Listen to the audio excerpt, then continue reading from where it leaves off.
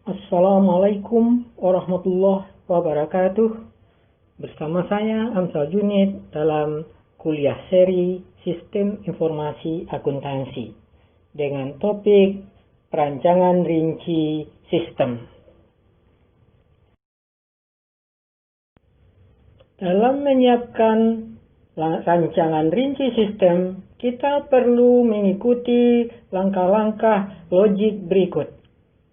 Pertama, kita memulai dengan menyiapkan model proses bisnis dan menyiapkan konseptual desain sistem. Berdasarkan konseptual desain sistem, akan dikembangkan rancangan tabel-tabel database dan dilakukan normalisasi terhadap tabel database.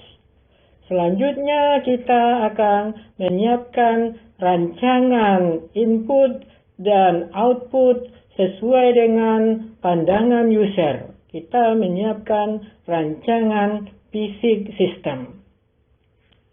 Langkah berikutnya, langkah keempat, kita mengembangkan modul-modul pengolahan data.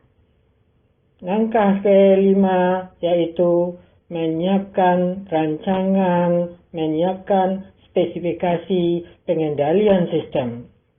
Dan langkah terakhir, kita melakukan pemeriksaan terhadap rancangan sistem secara menyeluruh dengan yang lazim diistilahkan dengan sistem walkthrough.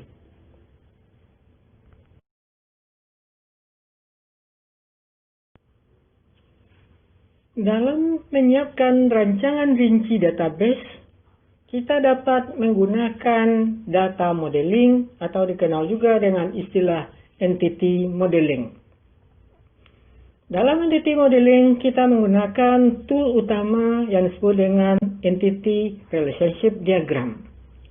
Dalam entity relationship diagram, kita akan mendokumentasikan semua data yang perlu disimpan di dalam database yang terdiri dari pertama entity, yang kedua adalah relationship. Entity adalah segala objek yang relevan dengan sistem sehingga datanya perlu disimpan di dalam sistem, dan yang kedua relationship adalah asosiasi di antara entity. Jadi yang disimpan tidak hanya objek tetapi juga hubungan atau asosiasi antar entity tersebut.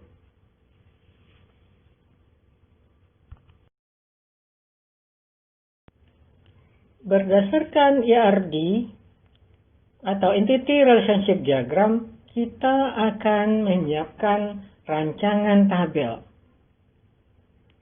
Dalam menyiapkan rancangan tabel, kita harus memastikan semua tabel kita dalam keadaan normal. Biarpun kalau kita mengikuti metode data modeling dengan tepat, semua tabel kita seharusnya sudah dalam keadaan normal. Tabel normal adalah memenuhi dua kondisi berikut, yaitu semua non-key atribut atau field yang bukan key hanya tergantung kepada nilainya ditentukan oleh primary key. Yang kedua, semua non-key atribut bebas atau tidak tergantung kepada atribut non-key yang lain. Setelah semua tabel normal, kita harus memastikan bahwa tabel-tabel tersebut dihubungkan oleh foreign key, yaitu key dari satu tabel yang dimasukkan menjadi atribut pada tabel lain.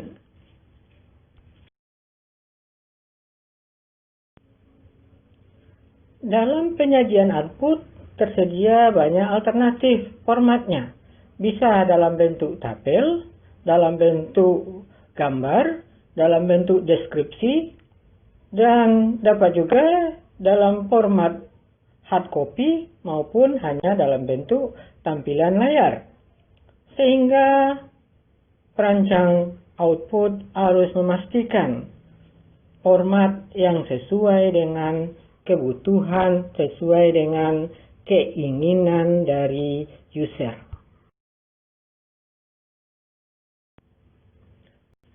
Dalam menyajikan laporan atau output, tersedia banyak cara atau teknik dalam bentuk tabel, dalam bentuk matrik, gambar, dan sebagainya. Desainer harus memilih cara penyajian laporan tersebut sesuai dengan keinginan si user.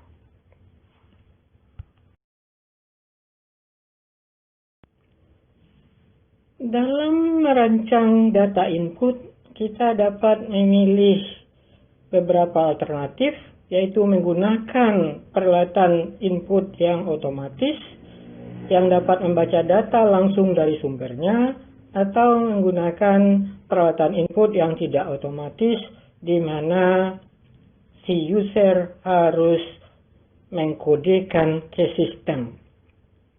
Data input ini berfungsi untuk mengumpulkan fakta-fakta yang relevan dari transaksi.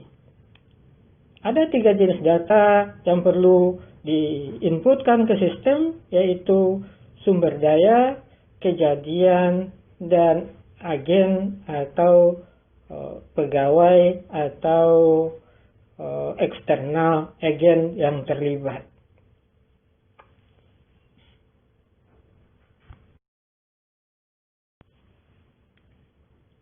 Jika kita memilih peralatan input tidak otomatis, kemungkinan kita perlu merancang source dokumen atau disebut juga dengan hard copy input.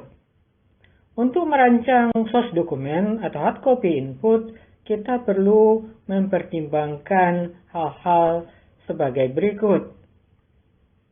Pertama, bagaimana mengolah dokumen tadi, bagaimana mendapatkan dokumennya, seperti apa kualitas kertas yang akan digunakan, berapa lama dokumen tersebut perlu disimpan, dan berapa banyak lembaran atau kopi atau eksemplar dari dokumen itu diperlukan, dan berapa ukuran kertas yang akan digunakan. Karena ukuran atau besar dokumen akan sangat menentukan biaya supply kertas.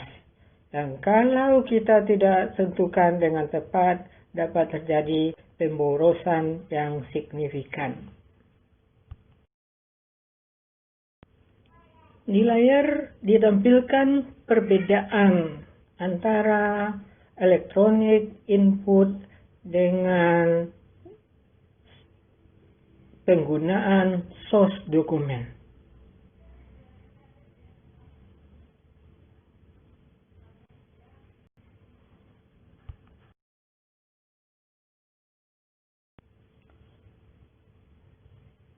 Input yang langsung ke sistem sebenarnya ada 2 pilihan.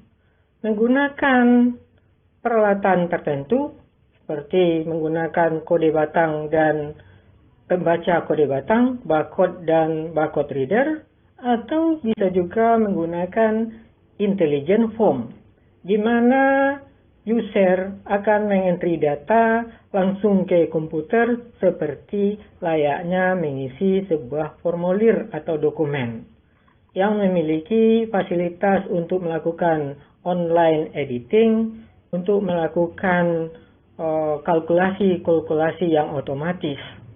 Sehingga menggunakan input langsung ini akan mengurangi kesalahan dalam menginput dan menghasilkan output yang akurat dan mengurangi pekerjaan-pekerjaan clerical yang sangat signifikan.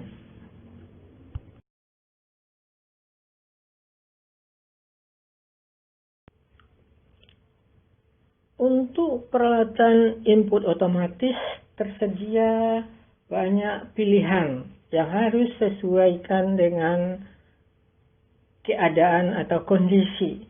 Yang pertama, peralatan yang lazim digunakan pada terminal penjualan retail, yaitu kode batang atau barcode, yang tentu saja memerlukan peralatan yang dapat membaca kode batang yang disebut dengan barcode reader.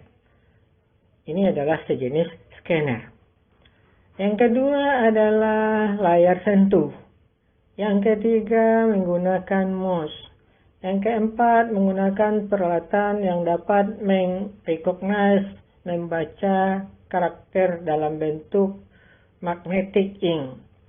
Kemudian peralatan yang bisa membaca, mengidentifikasi optical karakter atau karakter optis, dan peralatan yang bisa mengidentifikasi atau mengenali suara.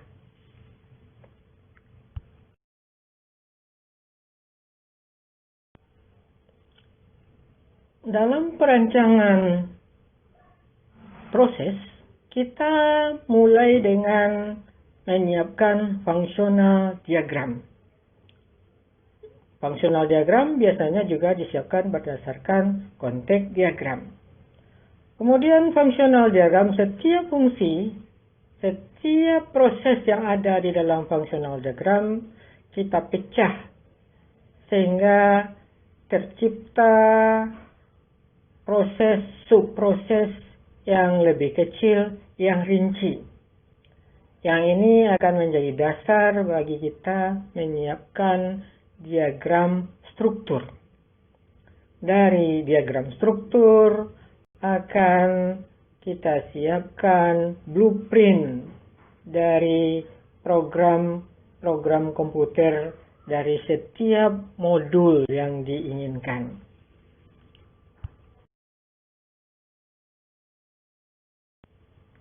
Dalam perancangan source dokumen atau hard copy form, kita harus memastikan tujuan-tujuan perancangan tercapai, yaitu mengurangi kemungkinan kesalahan, mengurangi kemungkinan adanya data yang tidak terkumpulkan, dan memastikan bahwa data dikumpulkan secara efisien.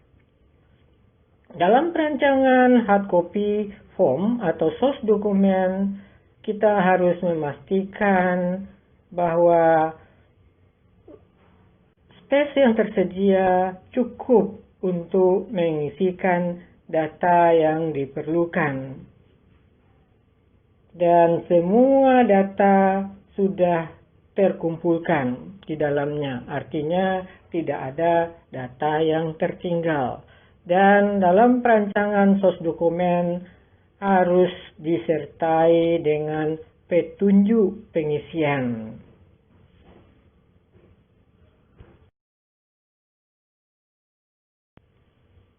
Dalam perancangan pengendalian sistem, kita perlu memperhatikan pengendalian processing pada komputer, pengendalian pada database, pengendalian manual terhadap input maupun output, dan pengendalian terhadap lingkungan operasional.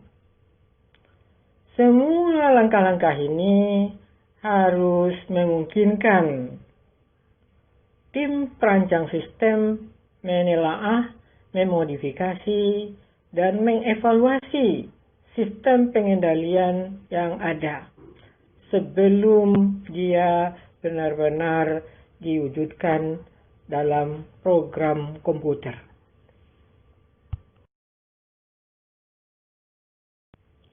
Setelah semua rancangan rinci selesai, harus dilakukan evaluasi menyeluruh terhadap rancangan sistem untuk memastikan bahwa rancangan sistem sudah terbebas dari semua kesalahan konseptual yang mungkin nantinya akan terbawa kepada dalam program komputer akhir.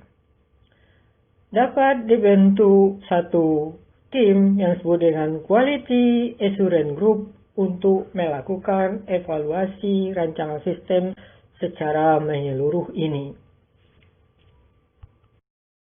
Demikian, Assalamualaikum warahmatullahi wabarakatuh.